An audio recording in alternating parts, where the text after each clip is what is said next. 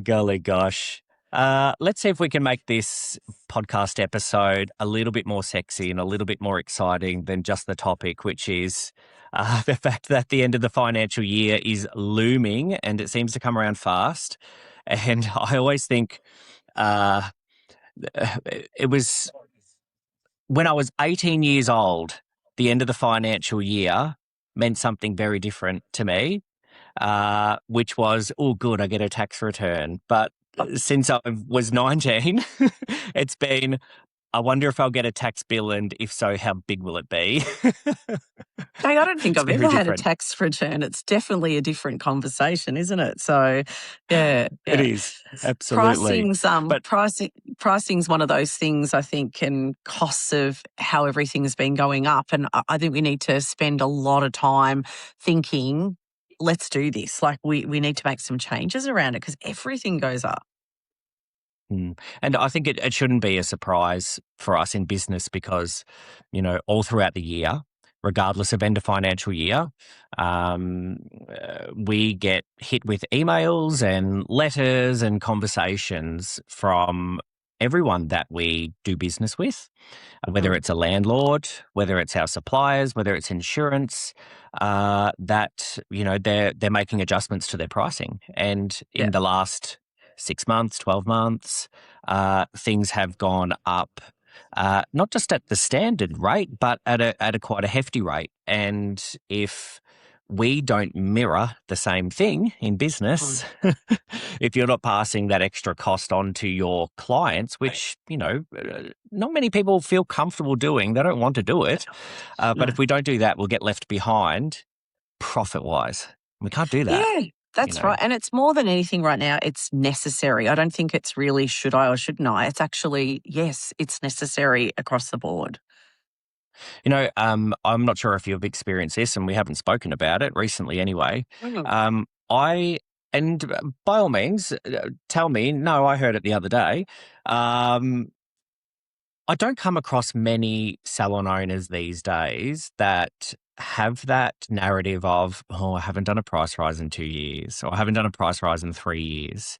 Um, No, it not just, many. it's not a No, thing.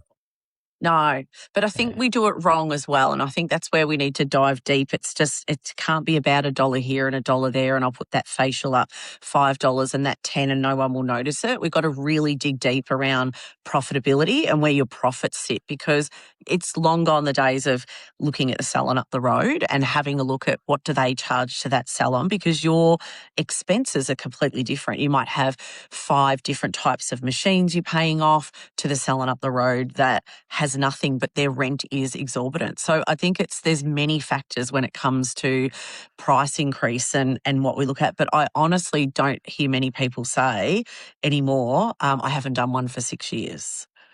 Mm. Yeah. But I think I wouldn't know the statistics or an actual number around No. it. So I will say comfortably most of our coaching clients and salon and clinic owners, they tend to do an annual price review, increase, adjustment Mm. around this end and start of a new financial year. I actually don't know why that's a thing. There's a lot of salon owners that do it in December. And Yeah. that's more of a strategic thing of clients don't have a choice. They're going to have services done anyway. Let's do it at the end Mm. of the actual calendar year. But I think it's going to become relevant, uh, if not now, but Mm. definitely in the next month or so. When are we recording this? We're recording this on the 2nd of June. So it's going to be relevant in the next few weeks. And that's because most of you listening to this will be thinking about your costs, your expenses, and even more so because you will be making an appointment with your accountant soon-ish. Hopefully soon, very soon. I'd like to suggest very, very soon. Don't wait until October to review everything, to have a look at your last financial year. What's up? What's down? Where's your profit sit? And, that's the time when you start to think about your personal expenses and your business Yeah. expenses and have those meetings to go over, balance sheet, profit and loss, your end of year financials. And it's a really good opportunity for you to review where you're at, but Uh-huh. also to review all of your expenses, all of those line items in your break even or on your P&L, because I think that one thing that, like, if we look at the expenses of a business, there's going to be, your fixed costs, the things that don't really change or they don't change often. And they can be things like insurance. And even just personally, when was it?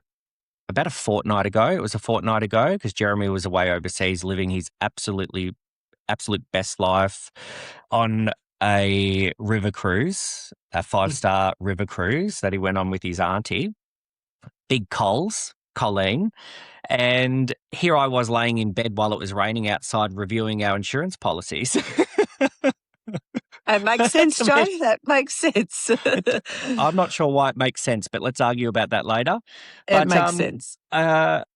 I saved $3,000 in that sitting, in that Mm, laying. I was laying in bed on my iPad mm. because I got an email saying that your insurance premium for your house is due in mid-June.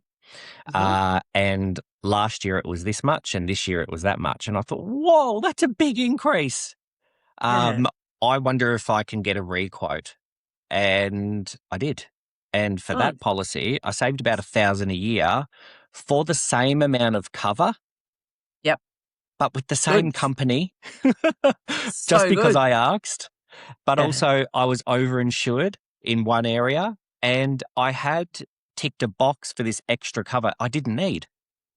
Ah, So, there you go. yes. And so I went on a bit of a rampage of going through our fixed costs, our variable costs, and even reviewing what apps do I use that I don't use, streaming services.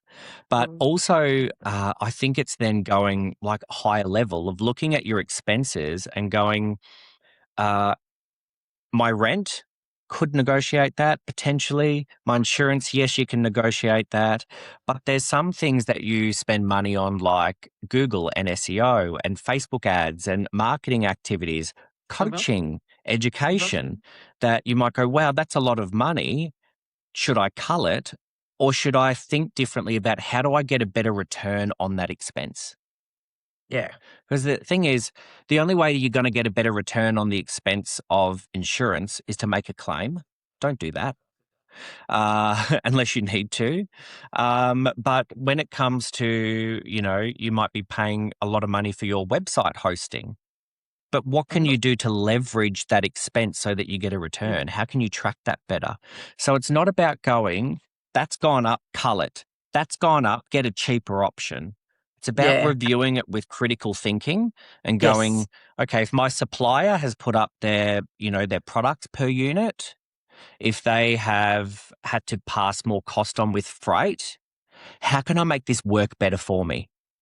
Yeah, for sure. You And know, I how, think, you know what? It's that you've done it and sat down because Jeremy's on a river cruise. Like, why weren't you doing it sooner? Like, there should be, like I teach in Financial Glow Up, it's sitting down calm down. one, yeah, Is once a that a week. dig? That's a dig. Once a week and actually having like a money power hour and like sitting down and having a look and reviewing. And then maybe every month or quarter you go, I'm going to look at this bill. So I think Yeah. it's not about sometimes flipping it on its head and changing what you're actually doing. It's not getting rid of things, it's actually refining. But when it comes to salon pricing and how we do it, I think there's so Mm. many ways people do it. And I think to think about all the ongoing costs that are coming in, we look at it, we have to just take it on board. Like, take it on board and really go, what do I need to do? And stop going, oh, but I don't know whether Sally will still come in. And, oh, you know what? She talked about costs going up. And even what I'm teaching today, I feel like in our team training is all about the client journey and looking after the client. I think that's where it starts to kick in about, does the client stay? It isn't about the money. It's say we all talk about the amazing restaurants we go to and that we keep going to and all the places that we visit because it's expensive, but it's good. And I think that is the Mm. kicker when it comes to how people value you when they walk into your clinic or salon to go, I'm going to have this amazing experience. It's so good here. They're not worried about how much it Mm. is at the end of the day. They might mention money. It doesn't mean they're going to stop coming. Mm. I went to a French restaurant on Saturday night in Melbourne. My favourite French, actually, I've taken yourself, Kerry, and Peter there. Remember that French restaurant Oh, in St Kilda that we went oh to yes, I do. when Yeah, our it's flight lovely. got cancelled? And we Yes, thought, beautiful. oh, we can't justify spending all this extra money on getting an earlier flight because our flight got cancelled. Let's go into Melbourne CBD. We ended up spending about $1,000 each on food and shopping. So go figure. Uh, Girl maths, J maths.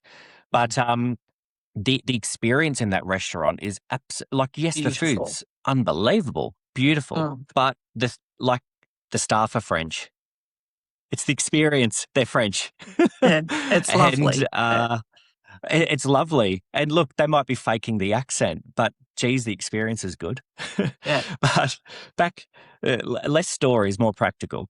So, but I think that when it comes to, mid year, end of financial year, and we are thinking about reviewing our prices, I think one thing that we need to consider is if you have a certain methodology or approach around uh, your annual price increase, Mhm. that also needs to be challenged this year. Or even if Yep. you have already done a price adjustment in March and it's not enough, because everything has gone up more than just the average inflation, then Yes. there's no rules around you have to wait until next March to pass on that extra increase. There's no rules around this. This is your choice. Yeah. But, if a salon owner, for instance, does what they shouldn't do, FYI, just puts everything up a couple of dollars each, compared to, or I just did a 6% price increase, it most likely won't be 6% this year. It most Mm. likely will need to be more, Yeah. okay? Yeah. Because everything has gone up. But not only that, when you start to think, oh, but that's more than what I usually do, and I feel really uncomfortable contacting my clients or letting them know or hoping that they don't notice when I put the increase up. Uh, and God forbid if someone challenges it or gives you feedback on it, because it can be so uncomfortable. But you also need to think about not being that person for Mm. everyone else that you pay. Yeah. Yeah. So don't be that Yeah. person for I think it's mainly your suppliers Yeah, but I of think if they've the put when your suppliers put their price increase up, it's actually like it's a cue for you to do it. Like they give you enough time. They're saying probably by this date we'll put an increase in place. So I think go with that. Don't argue or go, oh, they're putting the price up. It's like one of the things we used to do in the salon that we had to build around. And I think it was more of a cultural thing when clients would come in and say, oh, you've had a price increase. Don't go, oh, yeah, we have. Like it's not about the sorry, Debbie. oh sorry. Yeah, oh, yeah, I feel bad. I used to teach the girls this, and it probably, if you watch this, you probably might go, oh, that's a bit awkward, Marie. But we used to do something like this. We used to say, they'd say, oh, the price has gone up, and go, yeah, it has. Yep. Yep. Mm. And just shut it down because the thing is, if you tell the story and you go into the story, it becomes a problem then. So then you pass it on. So if you're the owner and you pass it on and the clients hear you and the team hear you, it becomes a conversational thing. And I think do it as an owner, explain to the team how you've done it, and pass that down like it's really clear input that we don't go on about it. It's just Oh, passing on a legitimate thing that you've done in business, like every business has, like the supermarket. Everyone's mm. doing it. I think Yeah, it's a good point, like thinking about it deeper this time because it's going to come around again. Like every year.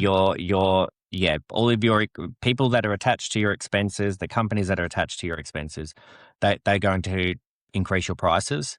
Yeah, You are going to increase your prices, and end of financial year is going to come around every single year.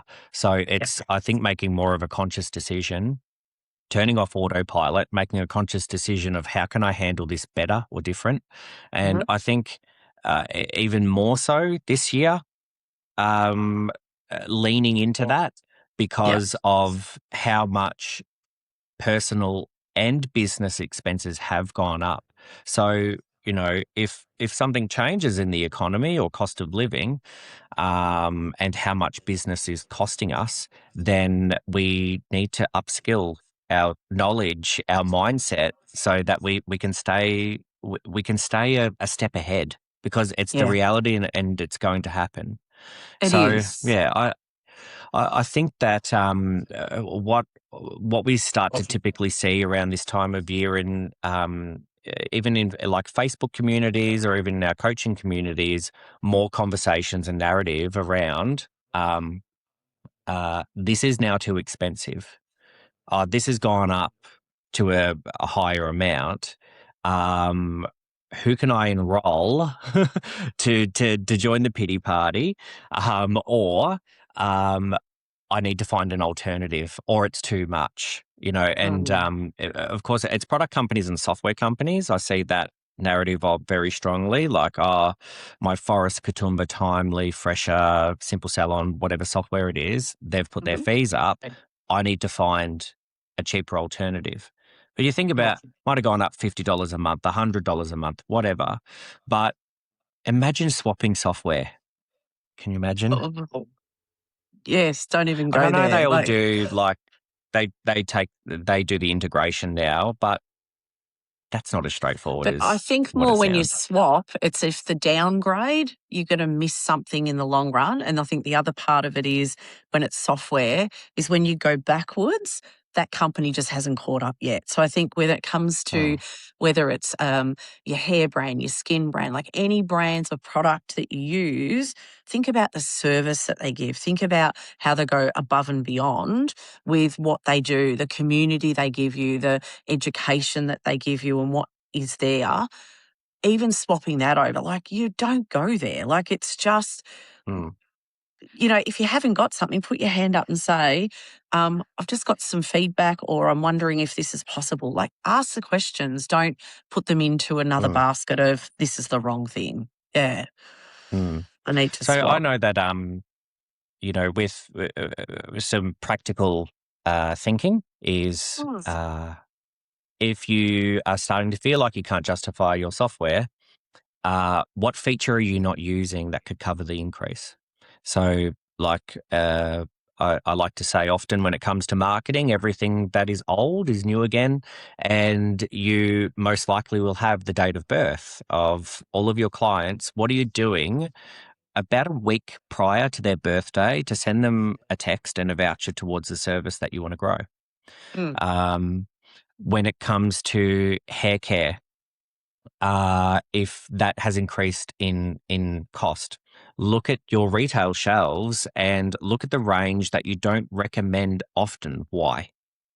And start to incorporate in your morning huddles or your one-on-ones conversations about, we're only recommending from 2/3 of the range. Mm. Let's get some more education and support around that part of the range. Or Yeah. even going down into more of the minutia, how many clients of ours that how many are using heat protector? Because it should be Mm. everyone. Yeah. Yeah, exactly. Skincare, how many people are using sun protection? Perfect time of year, it's winter. People stop using sunscreen every day. Why? They shouldn't.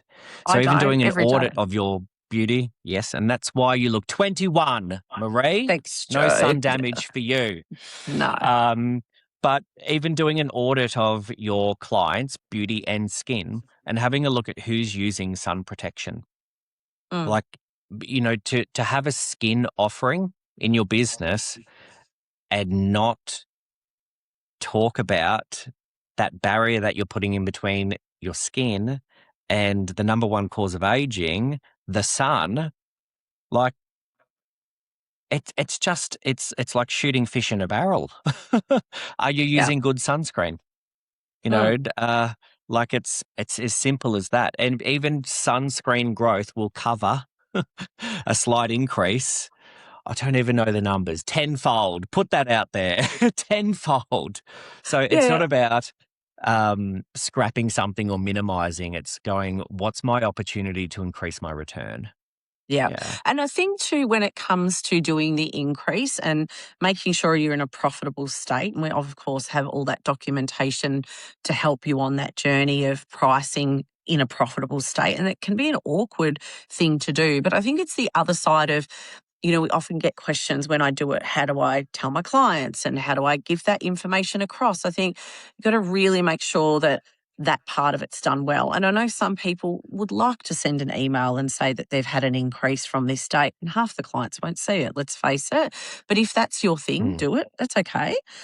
Yep. Um, or do it our way is you could say, yes, we've had an increase, and you can smile and say, yeah, we have, Mm. and Yeah. move on, So I Mm. think communicating it with confidence is a really important part, and getting the team confident around that conversation.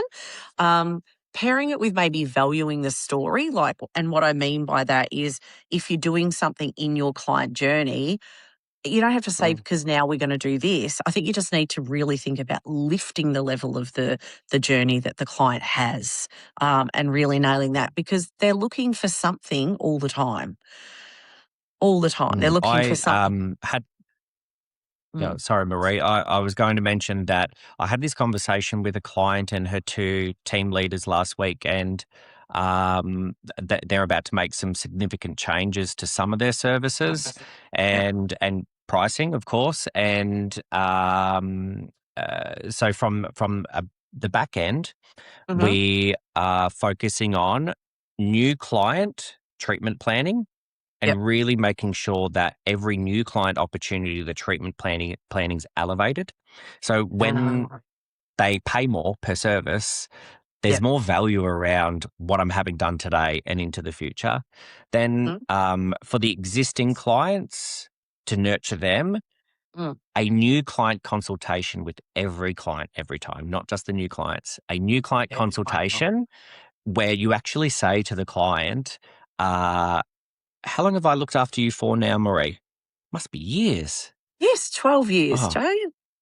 12 years. You only been a new client once. I'm going to pretend you're a new client today. I'll just, bit more thorough, a bit more deep. Is that okay? Yeah, of course. Yes, Yeah. of course. Yeah. You never No get a one's going no. to say, So yeah. that gives you permission to go Mm, deeper. And then with lapsed clients that came in 10 weeks ago for a service and you haven't seen them since, doubling down on getting more transparency across that data and yes. reaching out to them personally and making sure that they were really happy with their experience. Yeah, So that love that. captures potential lost clients, better conversion for new clients, and nurtures your existing clients so that Mm. they can offset any risk of passing cost on. Internal marketing is so much better if you can just nurture the ones that you've got. I think one other thing, Absolutely. and I see this quite a lot, is people put price increases up, but they have a capability on their system where they can change the price at point of sale, and the team can. So they revert back to doing a discount of some form, which doesn't really do yourself any justice, because what was the point in doing the price increase in the first place? So I'll obviously talk to the team about that. If you have that on, turn it off, and make sure that you stick to the pricing that is. So pricing's a big conversation, a really big conversation. Mm, And I think it's about sticking to your guns with it and really making sure mm. that you move forward. Everything's going up. It's just how it is. I think that, and with that said, that there's a few things that are coming up in the next few months that are going to change the way that we do business. And Mm, regardless of doing your annual price adjustment or yeah. any suppliers putting their prices up and passing that on to you, there's things like the what's it called, one touch payroll, where superannuation Mhm. is now going to be just a weekly thing that you don't have to then go and uh, pay to the clearinghouse, and it's relying on you paying it weekly, Mm, monthly, quarterly, or whatever mhm. your current process is. That's changing, and I think particularly the people that are going to feel that are the people that are behind on super, Yeah. or the Yep. people that are. Um, uh, Using superannuation contributions for their team as a tool to free up cash flow. So, I won't pay it this Yes. month. I'll pay it a bit late because next month's going to be a better month because Susie's not on holidays. That's not an option. Okay, so this Mm. is the time for you to go. It shouldn't have been an option in the first place. That's changing. So that's going to put pressure on your cash flow if you have been using superannuation contributions in that way. Yep. Um, Good time to do like redo your budget, like redo where you're at. I think the wages are going up super. You've got more obligations and like they're legislated things. So it's not like you can go, oh, I don't think I'll worry about that. Like this is the real deal. Like you need to make some changes. but with the wages going up though, Marie, and I could be wrong. Mm. And fact check this yourself if you're listening to this podcast. That's a minimum wage increase. Minimum wage, but That you need to yeah. check it. Like, yeah, yeah, Yeah, but minimum. I think my understanding is most of the time when a minimum wage increase Mm. happens, if you pay above award, which most salon owners are paying their team above award, unless they're Definitely. brand new, fresh out, no experience, then okay, that's a That's different right. story. But if you're paying above award, then there's typically that clause of absorption where you Yeah. don't have to pass that on to your team. However, Mm. team have different ideas around that. Hmm. They read Hmm. and listen to the news about pay increases, and they think, me. Yeah. Me too. Yeah. Me too. Yeah. So so I think look into that, particularly if you know that you're, be across that, Yeah. because, it's your obligation as a employer and a business owner Yes. to know when particularly when minimum pay increases are coming, into play. And Mhm. also, fact check this as well, but I'm pretty sure it's the 1st of October, Marie, of Mhm. the FPOS Yeah. fee on charge It change, is. Yep. It uh, is. which I don't know exactly. I would say like a vast majority of our clients actually use the ability to on charge the client the FPOS fees, Yes. the vast majority. But there's still a percentage of our clients that absorb that, Well, I've but been that's doing going to that. revert. Yeah, that's right. It'll revert. And I've just done that with 8 clients only yesterday. And I worked out actually an average of that because I thought I'd bring it today.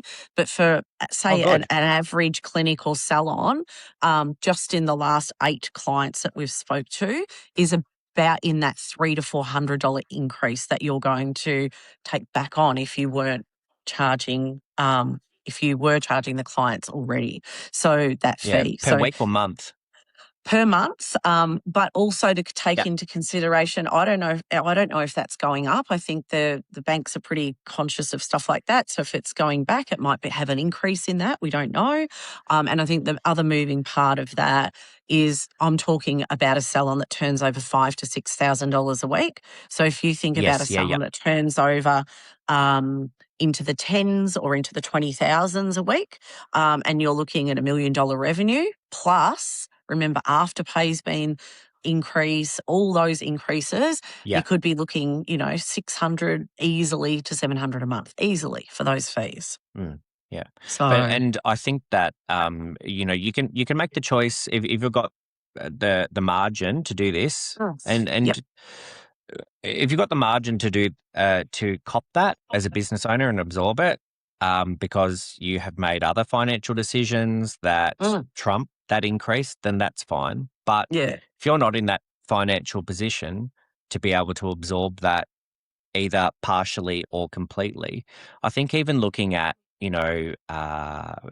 like a very specific strategy of looking at your service menu. So we use Hmm. beauty as an example. If your most uh, popular service is like a brow shape and tint, Hmm. you can use that specific service to cover the FPOS change. So Yeah. you can Great. say, well, we do 50 of those a week. And if I increase that by $1, not Mm, just the normal price rise, this is separate. This is separate to a price rise. This is just a strategy of saying, I do 50 of those a week. They're $42. I'm going to put that up to 43. And that increase will then offset this change on the yes. 1st of October. Great Do plan. it now. Yeah, Do it do it now. now. Yeah, that's May as it. well. And I Yeah. think maybe just even, I think it's a great idea, Jay. Just one specific service that you're doing the most of. I love it. Yeah. I think The popular service. yeah, the popular one. And it might be an Popular hour service. facial, and it might be, there'll be one service that you do the most of. So yeah, I think that's really good advice. I think the one of the last things I think we need to cover is the numbers part of your business is such a reality when it comes to whether you undercharge, you're not in profit, you don't have surplus cash in the bank, you're not putting money aside for things like you mentioned, like super and things like that. It's about really getting your business to where it needs to be. It's about having someone have a look at your business and go, what does this business need to change? Because the numbers don't lie. And I think that's one of the biggest things right now. People are concerned about revenue, concerned there's not enough in the bank. And I see it when I'm doing the financial glow up course. But at the other side of it is we can find money hiding in every business, and it's just through your KPIs. You just got to look at that. You got to look at your price increase and sum it up all together. It's like, which one do you work on first? And I think that price increases coming, whether it comes from your partners, your software companies, it doesn't matter where it comes from.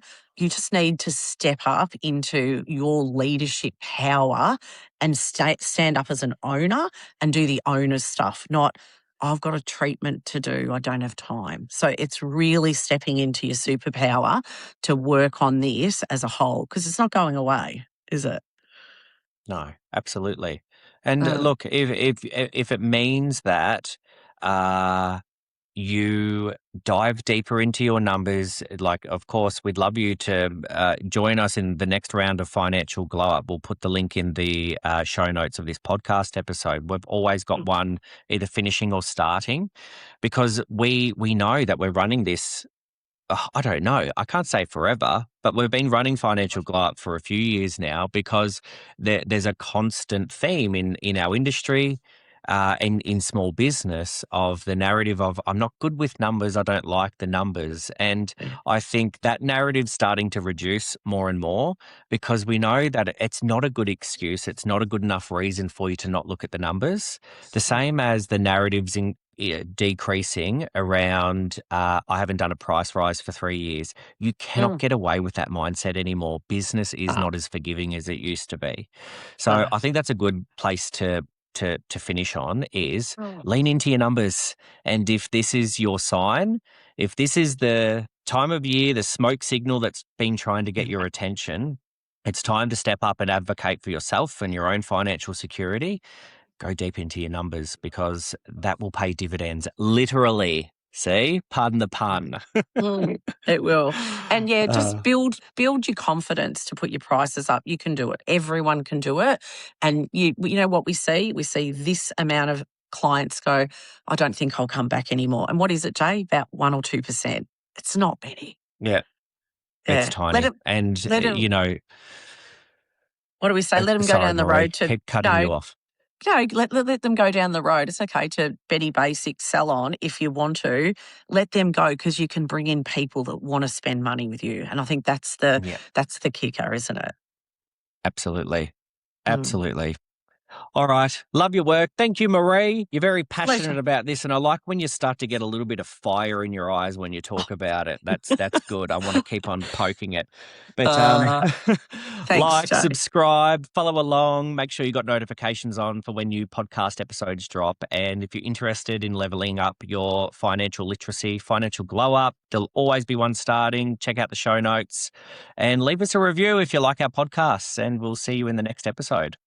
Thanks, Jay. See you, Marie. Bye.